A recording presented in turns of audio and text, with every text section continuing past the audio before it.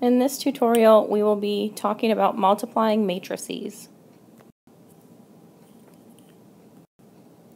Multiplying matrices is only allowed if the first matrix has the same number of columns as the second matrix has rows.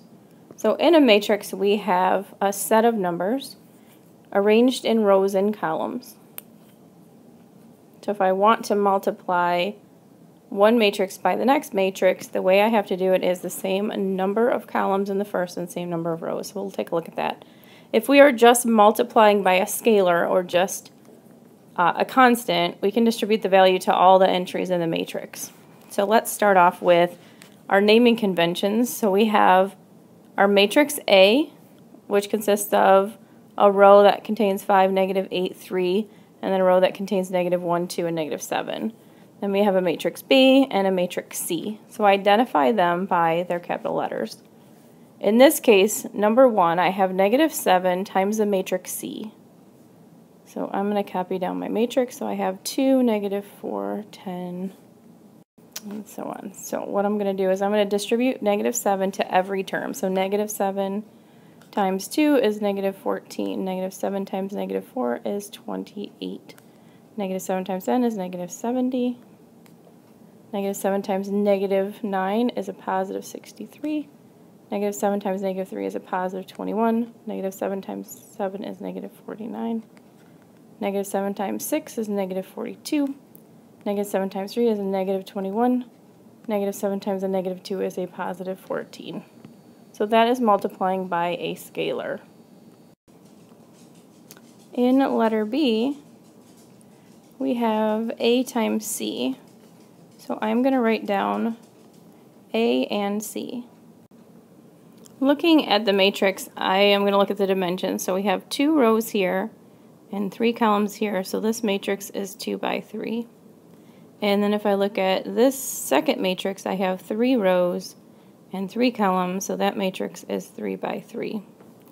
In order to multiply, we need the last number and the first number to match, because I need the same number of columns and the same number of rows.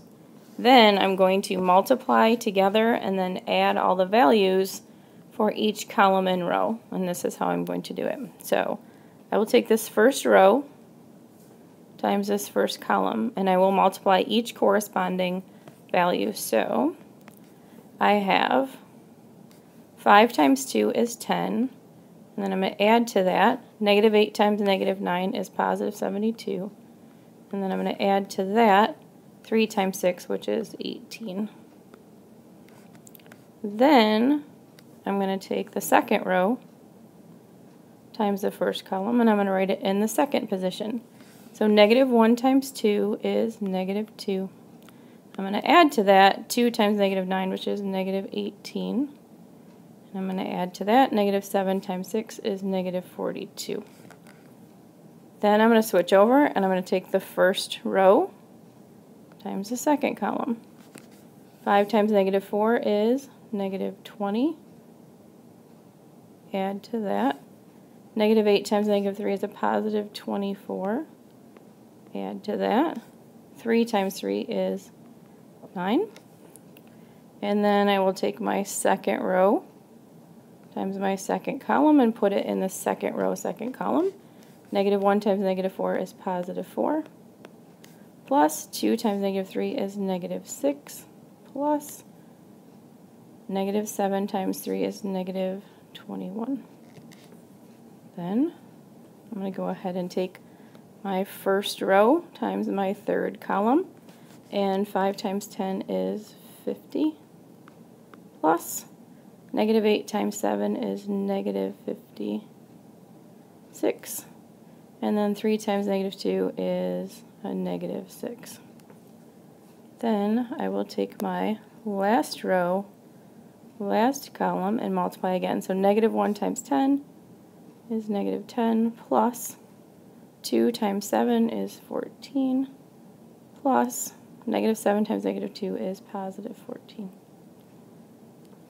Then to simplify, I'm just going to add things up and put them in their respective positions. So 10 plus 72 is 82 plus 8 is 90. Negative 2 and negative 18 is negative 20. Minus 42 is negative 62. Negative 20 plus 24 is 4. 4 plus 9 is 13. 4 minus 6 is negative 2. Minus 21 is negative 23. 50 minus 56 is negative 6. Minus 6 is negative 12. Negative 10 plus 14 is 4. 4 plus 14 is 18. So A times C is equal to the matrix 90, 13, negative 12, negative 62, negative 23, and 18. And if we look at the result, it is actually the number of rows from the first and the number of columns from the second tells me what my matrix should be at the end. So this is 2 rows by 3 columns. So this is a 2 by 3 matrix. Let's take a look at number 3. I'm going to write down matrix C and then matrix B. If I look at the dimensions of C, we have 3 rows and 3 columns, so that would be a 3 by 3. And if I look at matrix B, I have 2 rows by 3 columns, so that would be 2 by 3. And what we looked at before is these two numbers have to match, and they don't. So we can't really multiply these two matrices together. And the reason is, if I take this row by this column, I don't have the same number of values to multiply, so it is impossible.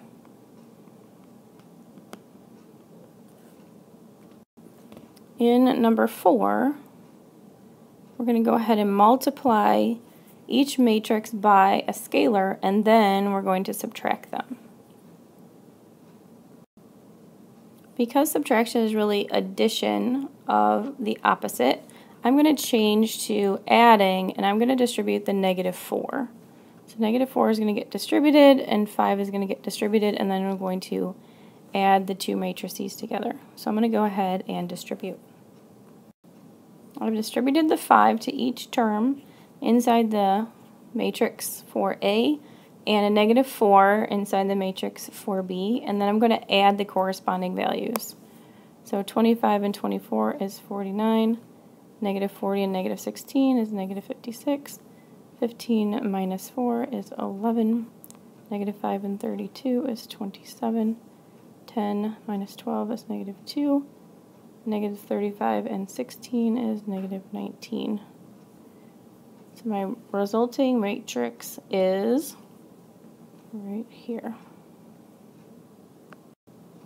And that is when I multiply each matrix by a scalar, and then I add the matrices together.